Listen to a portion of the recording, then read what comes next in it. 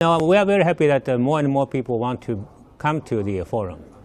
And so my headache is that we don't have enough accommodation. So many very people practical, would, very yes, practical. people, they come to me or write to me or call me. They want a room or want a sort of a bed. It sounds like an analogy for Asia as well. Your challenge, because you see Asian countries are rising in their own ways, of different ways, but they all have their own ambitions. Right. Can you compromise or accommodate everybody's needs?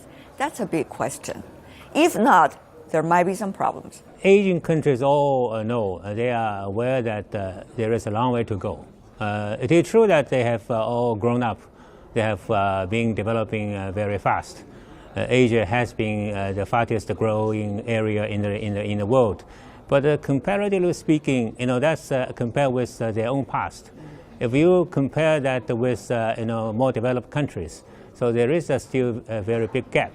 So I think they know all this very well. So I think the consensus is that they need to focus on their own development rather than to focus on differences.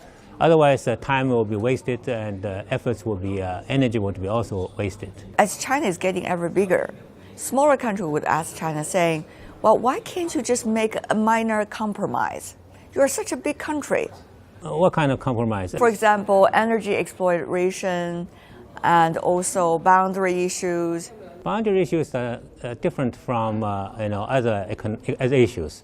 As I said, the boundary issues need to be resolved through negotiations, and I hope eventually there will be mutual concessions to be worked out between the parties concerned. With regard to economic trade relations, and I think China is in a position and is willing to help others in the region for the common sort of development, and I think that has been the policy and has always been the practice on the part of China. The domestic constituency would ask whether our interests should be compromised in order to have a friendly relations with our neighbors. I don't think China has its own sort of interests which are totally different from the interests of other countries. I think what we should really try to seek is a common prosperity, win-win for all. So that has been the purpose, and I think it's rightly so.